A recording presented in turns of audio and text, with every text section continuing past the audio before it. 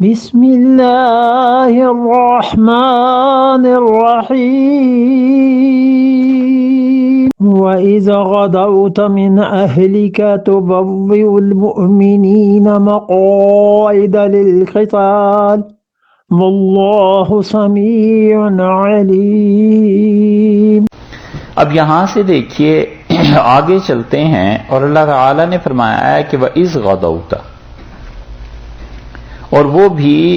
یاد کرنے کی بات ہے، یاد رکھنے کی بات ہے۔ یاد کیجئے اس وقت کو،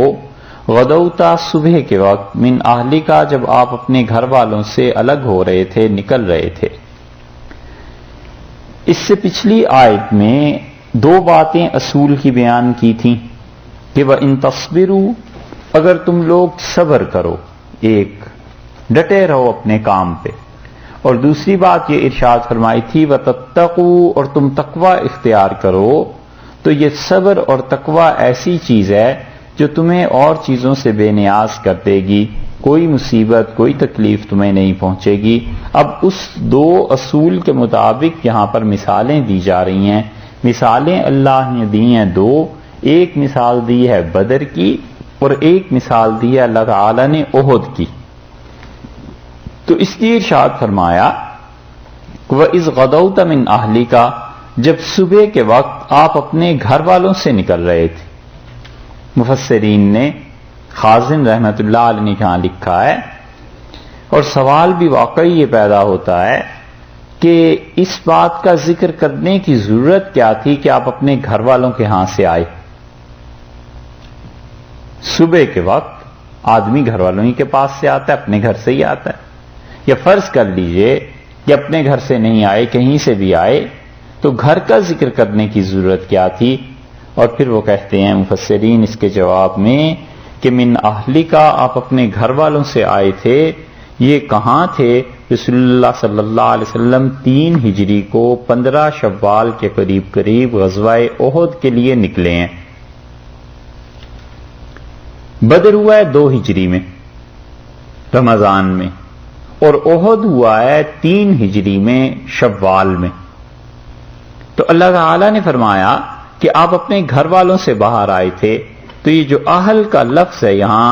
سارے کے سارے لوگ اس پہ متفق ہیں کہ یہ حضرت عائشہ رضی اللہ عنہا کے لیے ہے، کیونکہ رسول اللہ صلی اللہ علیہ وسلم اپنے گھر سے نکلے تھے، انہی کے حجرے میں تھے، وہیں آپ نے جنگی لباس پہنا ہے، وہیں ہتھیار سجائے ہیں، اور وہیں سے رسول اللہ صلی اللہ علیہ وسلم نکلے ہیں۔ تو اس سے حضرت عائشہ رضی اللہ عنہا کی منقبت اور ان کی تعریف کا پتہ چلتا ہے کہ اللہ نے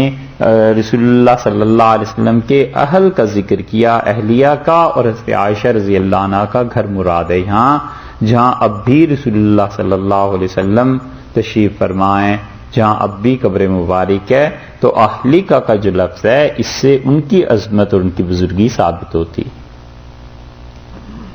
اور ہو کیا رہا تھا؟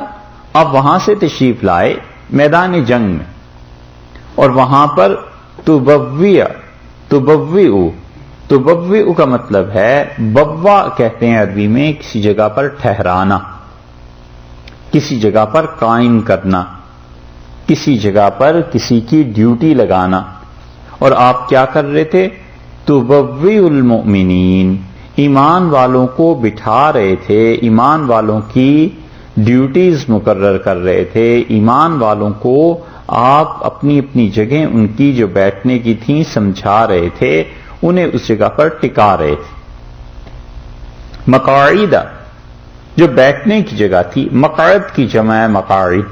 اور مقعد کہتے ہیں سیٹ جہاں پہ آدمی بیٹھتا ہے، للقتال، اور کس کے لیے؟ للقتال، آپ جہاد کے لیے لوگوں کی صفیں درست کروا رہے تھے، لوگوں کو بٹھا رہے تھے۔ یہ غزوہ احد کی ابتدا کا نمونہ ہے کہ رسول اللہ صلی اللہ علیہ وسلم وہاں پہنچے ہیں، اور آپ نے سب لوگوں کو اپنی اپنی جگہ بتائی ہے کہ کہاں۔ اور حضرت جبیر بن مطعم نہیں، وہ اور صحابی تھے، اچھا آگے آتا ہے ان کا ذکر۔ صحابہ رضی اللہ عنہ میں سے 50 آدمیوں کو رسول اللہ صلی اللہ علیہ وسلم نے گھاٹی پہ مقرر کر دیا، اور آپ نے فرمایا کہ تم نے اس جگہ کو نہیں چھوڑنا، اور ڈر یہ تھا کہ وہ اگر مسلمان لڑ رہے ہیں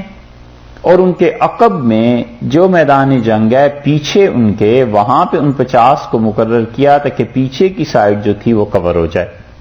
آگے کافر تھے، اور ڈر یہ تھا کہ کافروں کا کوئی دستہ اگر پیچھے سے پہاڑ کے پورا چکر کاٹ کے آ جائے اور پہاڑ سے پھر پیچھے سے نیچے آ جائیں گے تو سامنے ہم کافروں سے لڑ رہے ہیں، پیچھے سے بھی اگر کافر آ گئے تو دونوں طرف آگے پیچھے کافروں کی فوج ہو جائے گی اور اس میں بہت زیادہ نقصان اور شکست کا خطرہ ہے۔ 50 آدمیوں کو رسول اللہ صلی اللہ علیہ وسلم نے بٹھا دیا اور آپ نے فرمایا اگر تم دیکھو کہ پرندے ہماری بوٹیاں نوچ رہے ہیں تب بھی اس جگہ کو نہ چھوڑو۔ بڑی سختی سے تاکید فرما دی، کیونکہ رسول اللہ صلی اللہ علیہ وسلم کو اندازہ تھا کہ یہ بہت بڑا خطرے کا مقام ہے اور یہاں سے کافر آ سکتے تھے۔ اور مدینہ منورہ میں چلنے سے پہلے آپ نے سب لوگوں کو جمع کیا اور آپ نے فرمایا کہ مشورہ دو کیا کرنا چاہیے، اور پہلا موقع تھا جب عبداللہ بن ابی کو بھی بلایا گیا، اور عبداللہ ابن ابی نے جو مشورہ دیا اتفاق ایسا کہ خود رسول اللہ صلی اللہ علیہ وسلم کی بات بھی ہوئی تھی۔ آپ نے فرمایا آج رات میں نے خواب میں دیکھا ہے کہ ایک گائے ذبح کی جا رہی ہے اور میں نے اپنا ہاتھ ایک زرہ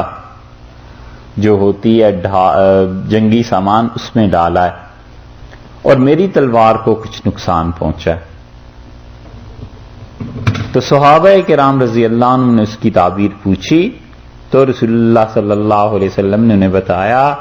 کہ گائے کی ذبح جو ہے اس سے مراد یہ ہے کہ کوئی نہ کوئی نقصان کوئی چیز اٹھانی پڑے گی۔ حضرت عائشہ رضی اللہ عنہ جب گئی تھی حضرت علی رضی اللہ عنہ کے مقابلے میں انہوں نے بھی ایسے ہی خواب دیکھا تھا، تو جب میدان جنگ کی طرف جا رہی تھی تو انہوں نے کہا آج رات میں نے عجیب خواب دیکھا ہے کہ میرے قرب و جوار میں بہت سی گائیں ہیں جو ذبح کی جا رہی ہیں، اور جب وہ جنگ سے لوٹیں تو انہوں نے کہا وہ جو بڑے بڑے لوگ مارے گئے اس جنگ میں وہ مجھے خواب میں دکھایا گیا تھا، اب اس کی تعبیر سمجھ میں آئی۔ خیر رسول اللہ صلی اللہ علیہ وسلم نے یہ چیز دیکھی اور آپ نے کہا کہ تم بتاؤ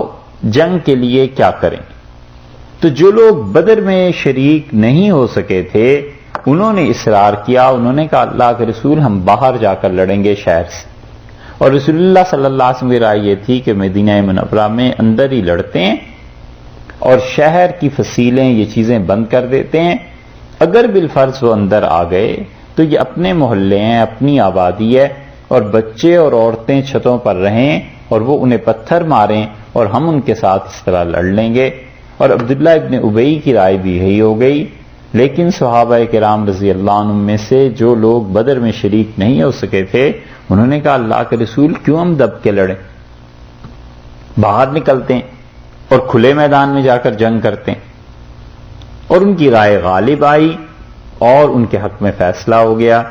اور جب رسول اللہ صلی اللہ علیہ وسلم 2 زرہیں پہن کر نکلے ہیں، ایک زرہ پھر اس کے اوپر دوسری زرہ لوہے کی، تو صحابہ رضی اللہ عنہ نے دیکھا کہ کبھی بھی 2 نہیں پہنی تھیں، ایک ہی پہنتے تھے، تو انہوں نے کہا اللہ کے رسول آپ کی رائے زیادہ مقدم، اور آپ ایسے کیجئے مدینہ منورہ میں ہی جنگ لڑ لیتے ہیں۔ تو آپ نے فرمایا اب نہیں ہو سکتا، اللہ کا نبی جب جنگ کا لباس پہن لے تو پھر وہ فیصلہ ہونے تک اتارتا نہیں، اور چلے گئے۔ میدان جنگ میں پہنچ کے اب سب لوگوں کو مقرر کیا اور ان 50 تیر اندازوں کو بھی، اور فرمایا کچھ ہو جائے، ہمیں شکست ہو جائے اور ہمارے گوشت کو پرندے نوچ کے کھا رہے ہوں تو بھی اس جگہ کو تم نے نہیں چھوڑنا۔ یہ سب کچھ کر کے اس کے بعد جنگ شروع ہوئی ہے۔ اللہ تعالی نے یہاں پہ آہستہ آہستہ اس کا جواب دینا شروع کیا ہے کہ تمہیں جو عہد میں پسپائی اختیار کرنی پڑی، وہ وقتی طور پر جو تمہیں شکست ہو گئی تھی اس کی وجہ کیا تھی، اور یہاں سے بات شروع کرتے ہیں کہ وَإِذْ غَدَوْتَ مِنْ أَهْلِكَ، جب آپ اپنے گھر والوں کے ہاں سے نکل رہے تھے تبوئ المومنین، اور آپ ایمان والوں کو بٹھا رہے تھے مقاعدہ ان کی جگہوں پر للقتال، لڑائی کے واسطے کہ کس طرح لڑنا ہے۔ واللہ سمیع، اللہ تعالیٰ خوب سننے والا ہے، علیم، اللہ کو خوب علم ہے۔ اللہ ساری ان چیزوں کو دیکھ رہا تھا، اور اللہ کی سماعت اور اللہ کا علم دونوں غالب تھے۔ اللہ کو معلوم تھا کہ کس موقع پر کس کو بٹھانا ہے، اور اللہ کے علم میں تھا کہ اس جنگ کا نتیجہ کیا نکلے گا۔